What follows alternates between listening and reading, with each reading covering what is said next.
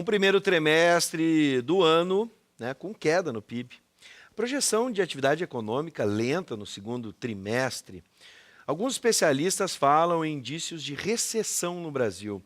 Será que estamos entrando numa nova fase de economia sem avanços ou com retrocessos? Com a gente, o presidente da Central Única dos Trabalhadores, no Rio Grande do Sul, Claudir Nespolo, e o professor de administração da ESPM, professor Camilo Bórnia. Sejam bem-vindos para o nosso debate. Você pode participar pelo WhatsApp 99588-2374, mensagem de texto. Senhores, nos primeiros 3 meses do ano, o PIB, né, a soma das riquezas produzidas no país, teve queda de 0,2%, impulsionada por alguns fatores, como a baixa na produção de minério de ferro, causada pelo desastre de Brumadinho. Vê como as notícias vão se ligando, né?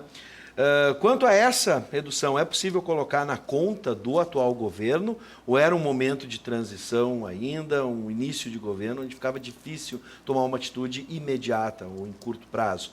Vou começar com o doutor Claudir, depois o professor.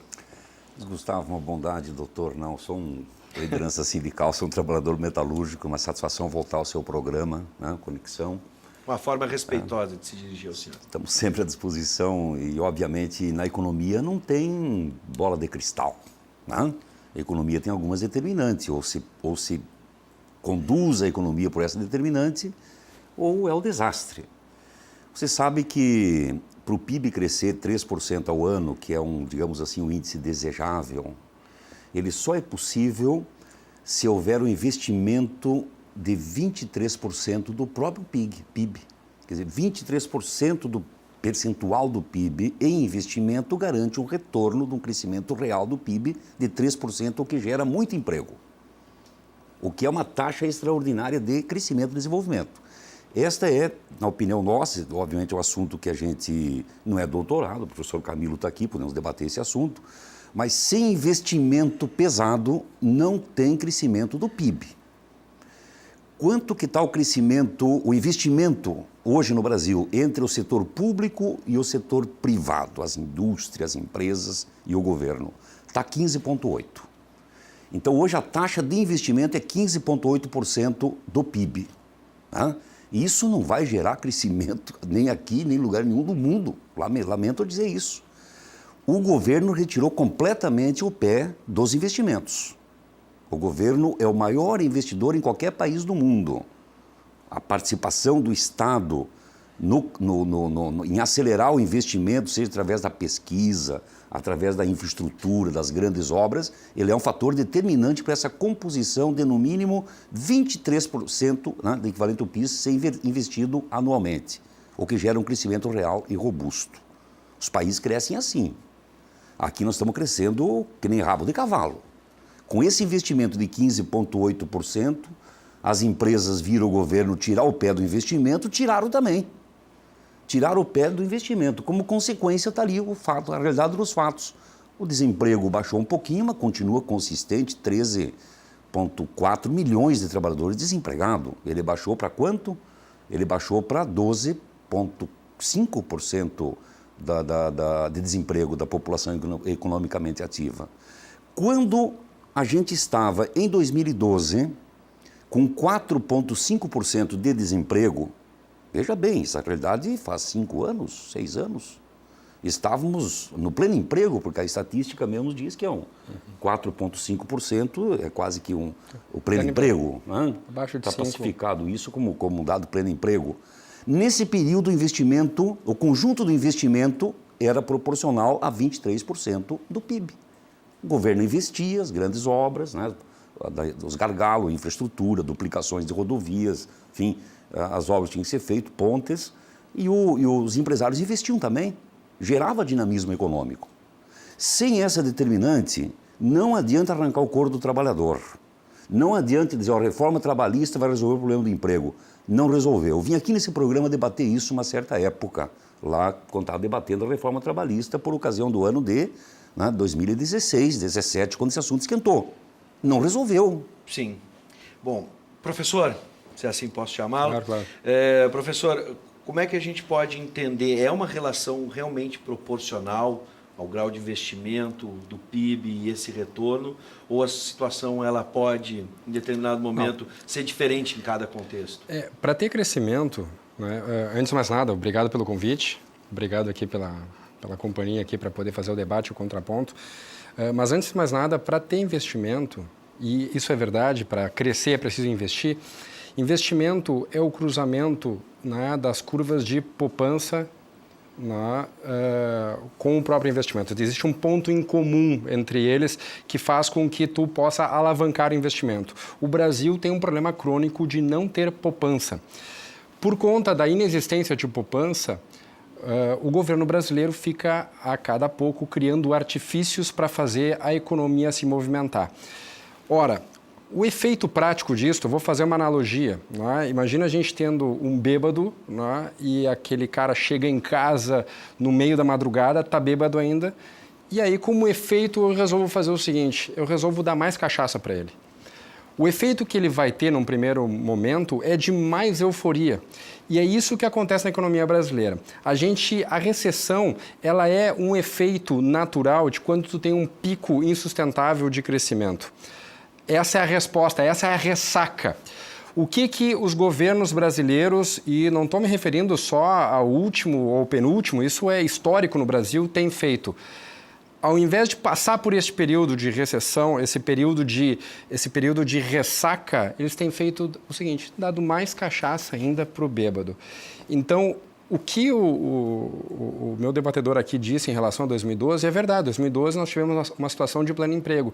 No entanto, o Brasil, ele se manteve nessa situação a partir de medidas artificiais do governo para tentar manter o investimento em alta e fazer com que a economia suspirasse. Não à toa, logo na sequência, nós tivemos as fraudes fiscais do governo Dilma, que nada mais foram do que a falta de lastro para bancar aquele fluxo que o governo estava drenando da economia. Vamos lembrar que as pedaladas fiscais, como acabaram chamando, que na verdade foram fraudes fiscais, representaram um montante de 33 bilhões de reais que não foram repassados para os bancos públicos responsáveis por fazer as atividades de fomento. FIES, Minha Casa Minha Vida, enfim, uma série de medidas governamentais para tentar movimentar a economia. Qual foi o efeito prático disso? Uma recessão tremenda que a própria Dilma sentiu. Vamos lembrar que a Dilma venceu a eleição em 2014 e antes mesmo de assumir o segundo mandato, ela deu tarifaço na energia elétrica e nos combustíveis, porque ela estava segurando o preço dessas duas commodities lá embaixo para fazer com que a economia se sustentasse de forma artificial, mas não aguentou. Na sequência, entrou o Levi, justamente para vir com o remédio amargo que ela precisava fazer, porque não tinha solução. Ou alguém acha que a Dilma Rousseff queria fazer aquilo? É óbvio que não. Só que não tinha mais lastro, não tinha mais o que fazer. Existiam basicamente duas alternativas. Ou tu pega mais dinheiro, ou tu imprime dinheiro. Imprimir dinheiro significa inflação. E o que nós estamos vivendo nesse momento, né, é uma procurada aí de retomada, é verdade, falta capital. O Brasil, o Estado brasileiro não tem mais dinheiro, não tem de onde tirar. Por isso existe esse desespero por fazer as reformas. Então, ou a gente faz as reformas e faz com que as contas se ajustem, ou a gente não vai ter como fazer o investimento que o meu debatedor aqui está solicitando. Vamos discutir as reformas, as que já foram feitas e as que podem ser feitas, né? Vou começar com a reforma trabalhista já citada pelo Claudiro. Entre os meses de fevereiro e abril deste ano, o desemprego caiu 12,5%, uma leve queda, caiu para, né? 12,5%, uma leve queda após 2 trimestres consecutivos de alta. A reforma trabalhista ainda está longe dessa geração de emprego, ela não vai gerar nenhum emprego, a baixa geração de emprego pode ser reflexo desta reforma, se foi completa, se foi feita de forma adequada. Na concepção de vocês, começa com o Claudiro. Olha, a reforma trabalhista, a gente vem dizendo desde que ela foi pautada na sociedade que ela não ia resolver o problema, porque ela estava posicionada em cima de uma mentira, que desengessando a mão de obra no Brasil é muito cara, né? Tem muitos direitos, né? E você dando uma flexibilizada nisso, tu ia imediatamente criar no Brasil 2 milhões de emprego. Essa era a propaganda oficial. A gente comentou que a reforma trabalhista ela ia introduzir o emprego bico, ia fortalecer o emprego bico, como de fato ela criou uma série de mecanismos de trabalho, com vários nomes, trabalho intermitente, teletrabalho, enfim, que é trabalho precário, né? Ela não é um trabalho detentor de garantias de futuro. O que vem muito colaborar, porque as estatísticas também falam, desafio qualquer, enfim, os ouvintes que estão nos acompanhando, os telespectadores, a abrir no Google ali, a expansão do emprego, ela não está se dando em cima do emprego protegido, né? Está se dando em cima do emprego extremamente precário, um emprego que não dá garantias de futuro para ninguém, muito menos para aumentar o mercado de consumo. Então aqui tem uma segunda determinante do crescimento econômico. Primeira é a aplicação do percentual do PIB anualmente. A segunda determinante é mercado de consumo. Então teve aqui na sequência, com a reforma trabalhista, um encolhimento do mercado de consumo. Tem uma parte das empresas que vende lá fora. Quem vende lá fora, bom, é commodity, está falando com outro padrão de negócio. Agora, boa parte da malha produtiva brasileira é consumo nacional. Caiu o consumo, caiu a compra. Caiu a compra, gera desemprego, gera desestímulo e desencoraja aquilo que se chama aplicação. O resto é conversa, digamos assim, muito folclore ideológico. Eu não quero discutir ideologia aqui, porque a Dilma, porque não a Dilma, porque eu poderia dizer o seguinte, ó, essa tese defendida pelo professor Camilo, que eu respeito, não concordo, obviamente, ela foi destruída por ocasião do subprime nos Estados Unidos em 2008. Em 2008, o mesmo empresariado que defendia essa visão de apequenar o Estado, porque, enfim, menos direito, em 2008, com a crise, correu para o Estado buscar recursos. A própria GM entregou para o Estado um percentual das suas ações, recebeu dinheiro com isso para poder salvar o empreendimento. E o Estado garantiu e segurou. Por quê? Porque era uma condição para transpor um período. Por quê? Porque as crises, elas são cíclicas. Por isso que não dá para ver que é um aspecto ideológico. Sugiro não ideologizar. As crises são cíclicas. Teve crise no governo Fernando Henrique, teve pujança no governo Fernando Henrique, teve crise no período do PT, teve pujança no período do PT, teve crise e os períodos e vai voltar a pujança. Agora, os mecanismos adotados agora com as reformas vão ajudar a encurtar o ciclo ou vão alongar o ciclo? Na nossa opinião, as reformas, a trabalhista e a previdenciária, está numa perspectiva de alongar o ciclo. Quem ganha nesse ciclo? Agora vamos dar um nome aqui a quem tem que dar. Quem ganha na crise? Quem ganha na crise? Os banqueiros. Os banqueiros estão rindo à toa. Os banqueiros garrotearam os estados através da dívida pública, estão garroteados. Não é que o Brasil não tem dinheiro. O percentual como é que é? O percentual do orçamento comprometido com a rolagem das dívidas, ele chegou num patamar que vai drenando a economia.